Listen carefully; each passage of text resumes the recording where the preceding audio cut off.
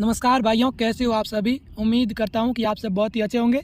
दोस्तों, एनटी विश्व भारती एमटीएस की आंसर की अभी जारी हो चुकी है और एलडीसीएलए वालों की पहले जारी हो गई थी और एमटीएस की कल दोपहर को जारी हो गई थी। तो बहुत सारे विद्यार्थी ये सोच रहे हैं कि मेरा इतने नंबर आ रहे हैं कि मेरा सिलेक्शन हो जाएगा कि नहीं हो जाएगा, मैं आगे कोई और तैयारी करूं या फिर इसी में ही बना रहूं। तो मैं आज आपको एक्सपेक्टेड कट ऑफ बताने वाला हूं, यानी कि इसके आसपास ही जाएगी कट ऑफ, या 2-4 नंबर ऊपर या 2-4 नंबर नीचे जाएगी, इससे ज़्यादा नहीं जाएगी। मैं बिल्कुल आंकड़ों के साथ यानी कि फुल एनालिसिस के साथ आपके सामने कट ऑफ लेकर आया हूँ। तुक्का लगाकर मैं आपके सामने कट ऑफ नहीं बताऊंगा, मैं बिल्कुल आंकड़ों के साथ एनालिसिस करके आपको कट ऑफ बताने वाला हूं। जो भी वीडियो देख रहे हो वो इस वीडियो को लाइक कर दीजिए। अगर आप हमारे चैनल पर नए हो तो चैनल को सब्सक्राइब कर दीजिए, क्योंकि हर कोई वैकेंसी से संबंधित अपडेट मैं आपके सामने लाता रहता हूँ। खासकर मैं एनटी विश्व भारती के लिए तो शुरू से आपके साथ जुड़ा हूँ, हर कोई अपडेट आपको दे रहा था, जो भी अपडेट आती थी आपको दे रहा था। तो ज़्यादा टाइम नहीं लेंगे, आपको शुरू करते हैं।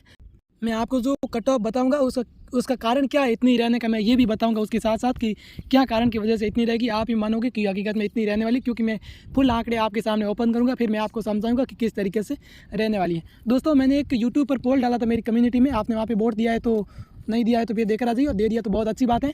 उसके आधार पर मैं आंकड़ों का विश्लेषण करूंगा, और मैंने टेलीग्राम पे भी पूछा था बच्चों से कि कितने कितने नंबर आ रहे हैं, उसके आधार पर मैं आपको सबसे बताने वाला हूँ। वैसे तो पहले बहुत ज़्यादा बता रहे थे नंबर बच्चे एग्जाम देने के बाद, लेकिन अभी आए हैं बहुत ज़्यादा फर्क, कोई के 15 या 20 नंबर कम हो रही है। जो पहले बता रहे थे 230 है वो 210-15 पे आ गई है। तो कुछ पॉइंट है, हम पॉइंट देकर पॉइंट के आधार पर हम कट ऑफ निकालेंगे। क्या क्या पॉइंट है उसके आधार पर निकालने वाले।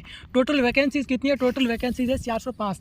एमटीएस में है वो 405 वैकेंसी है, बाकी एलडीसी एंड एलए में कुल मिलाकर 700 की समथिंग वैकेंसी है, लेकिन एमटीएस की बात करें तो 405 वैकेंसी। और कितने कैंडिडेट को लेने वाले, फर्स्ट बार में बुलाने वाले, तो 400 के लिए 10 गुना को बुलाने वाले हैं। 10 गुना कितना हो जाएगा? अगर हम 400 मान लेते हैं, 400 का 10 गुना 10 से गुणा करेंगे तो कितनों को बुलाने वाले, यानी कि 4000 कैंडिडेट को वहाँ पर बुलाने वाले एक बार एग्जाम में। उसके बाद डॉक्यूमेंट वेरिफिकेशन, ट्रेड टेस्ट जो भी होगा उसमें बाहर कर देंगे।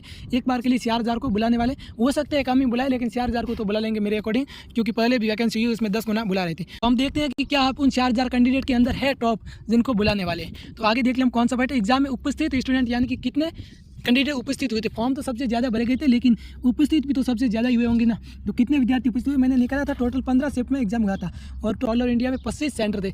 25 सेंटर पे एग्जाम हुआ। अगर एक जगह 15 शिफ्ट हुई तो 25 जगह 15-15 शिफ्ट हुई, टोटल कितनी शिफ्ट हो गई?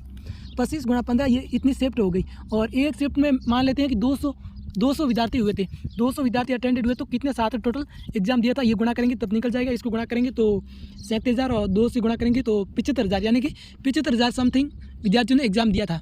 और मान लेते ज़्यादा से ज़्यादा 80,000 विद्यार्थियों ने एग्जाम दिया था। कितना ने? 80,000। और लेना कितने विद्यार्थियों को? 4,000 विद्यार्थियों को लेना है। 80,000 पे 4,000 विद्यार्थियों को लेना है। देखा जाए तो कंपटीशन नहीं है, नॉर्मल है। और आगे भी हम पॉइंट देखते हैं कुछ। तो एक सीट पर कितने स्टूडेंट हैं हम वो देखते हैं। टोटल कितने विद्यार्थियों ने एग्जाम दिया था वो तो हमने निकाल दिया 80,000, और लेने वाले कितने विद्यार्थियों को? 4,000। तो एक सीट पर कितने लड़ने वाले हैं? 80,000 लोगों ने एग्जाम दिया था और 4,000 को लेने वाले, तो इसे डिवाइड करेंगे तब कितना आ जाएगा? इन 3 जीरो से ये 3 जीरो कट जाएगा, और 4 का भाग 80 में कितनी बार जाएगा? 20 बार।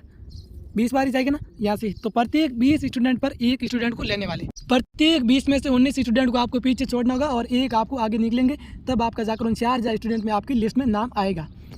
तो ज़्यादा कंपटीशन नहीं है देखा जाए तो इसमें।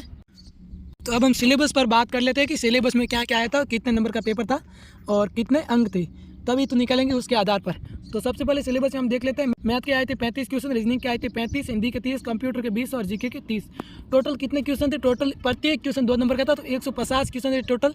150 क्वेश्चन 300 नंबर के थे। तो जो मैं आपको कट ऑफ बताने वाला हूँ वो क्वेश्चन पर बताने वाला हूँ कि इतने से ज़्यादा अगर आपने क्वेश्चन राइट किए हैं तो आपके होने के चांस है, या फिर 2-4 नंबर कम ज़्यादा।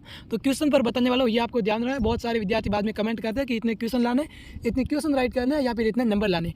तो ये बात आपको ध्यान रखना। ये तो होगी सिलेबस वाली बात। वैसे पेपर देखा जाए तो मॉडरेट था, ना ज़्यादा ईजी था ना हार्ड था, मैंने देखा था। आगे बढ़ते हैं, आगे देखते हैं तैयारी करने वाले ज़्यादातर स्टूडेंट का एवरेज स्कोर कितना रहा वो बात करें। ये सबसे ज़्यादा इंपॉर्टेंट है। आंसर की के बाद जो एवरेज स्कोर है कितना रहा है, बहुत सारे स्टूडेंट बता रहे हैं, और उस पोल में भी देखा था मैंने कितना रहे, और मैं पोल आपके सामने ओपन करने वाला हूँ कितने कितने नंबर आ रहे हैं। तो मैथ्स की बात की जाए तो मैथ में कितने आ रहे हैं?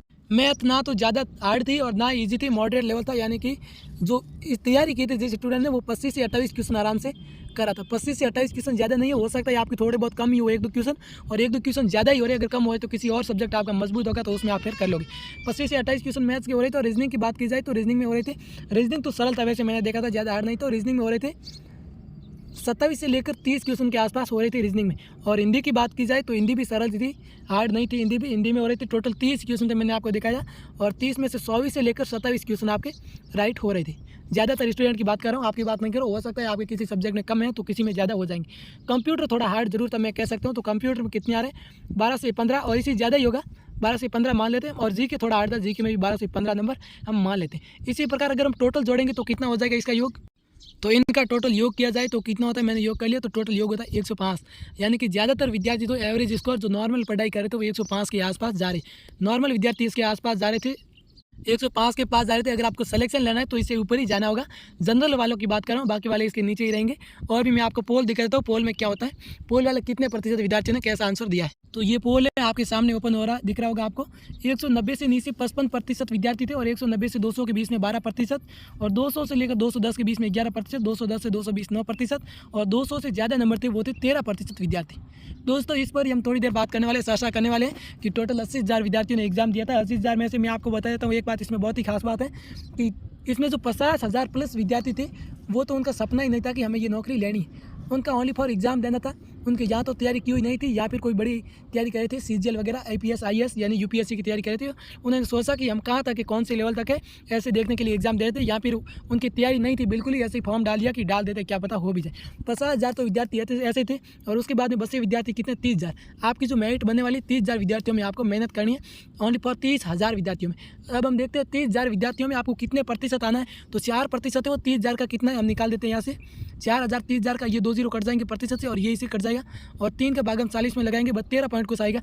अगर आप 13% विद्यार्थियों के अंदर हैं, अगर आपका नाम 13% विद्यार्थियों के अंदर आ रहा है फिर तो बहुत खुशी की बात है।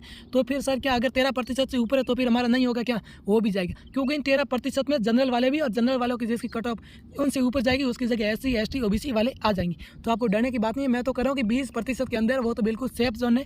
वो से किसी कैटेगरी में हो, SC ST OBC किसी में भी हो, अगर आपकी 220 प्लस है तो और खुशी की बात है। और 210 से भी ऊपर है, यानी कि ये 20% मिलाकर होते हैं कुल। 210 से आपके ऊपर स्कोर है तो बहुत अच्छा स्कोर है, आपके सिलेक्शन होने की पूरी चांस है। और फिर मैं आपको पोल दिखा देता हूँ, फीमेल मेल की अलग अलग रहने वाली कट ऑफ कितनी रहने वाली है, चलते हैं मैं आपको दिखा देता हूँ। अब देखते हैं, आगे बढ़ते हैं, आपके सामने ये लिस्ट ओपन होगी। सबसे पहले कैटेगरी देखते हैं, और मेल फीमेल की अलग अलग कैटेगरी हम UR देखते हैं, यानी कि जनरली देखते हैं। अगर आपके क्वेश्चन 120 से लेकर 130 क्वेश्चन के बीच में राइट हो रहे हैं तो फिर आप बहुत अच्छा स्कोर है, बहुत सेफ स्कोर है, आपकी सिलेक्शन होने के 100% चांस है, बहुत ज़्यादा चांस है। और फीमेल के लिए 110 से लेकर 120। OBC की बात की जाए तो OBC भी इससे कम नहीं है। आजकल OBC भी 1-2 नंबर कम रह रही है, 115 से 125 के बीच में रहने वाली है, और फीमेल की 100 से 110 के बीच में रहने वाली है। और उसके बाद SC की 105 से 115, और SC फीमेल की बात की जाए तो 90 से 100, और ST की 97 से लेकर 107, और 85 से 95 फीमेल की रहने वाली। अब बहुत सारे बच्चे कमेंट करेंगे कि इतनी कम नहीं रहने वाली, हमें ऐसे ही मूर्ख बना रहे हो। लेकिन आप देख लेना, जब रिजल्ट आएगा तब आप देख लेना, इसके आसपास ही रहने वाली, 4-5 नंबर ऊपर या नीचे रहने वाली। अगर आपका इतना स्कोर है, इससे भी ज़्यादा कम है तो फिर आप अगर कोई अदर दूसरी वैकेंसी की तैयारी करनी शुरू कर दीजिए। अगर इसी में ही है तो आप फिर बने रहिए, और साथ में कोई अगली भी तैयारी भी शुरू रखिए। और आप हमारे चैनल पर नए हो तो चैनल को सब्सक्राइब कर दीजिए, और वीडियो को लाइक कर दीजिए। और भी वैकेंसी संबंधित मैं अपडेट आपको देता रहता हूँ हर समय, जो भी अपडेट आता है।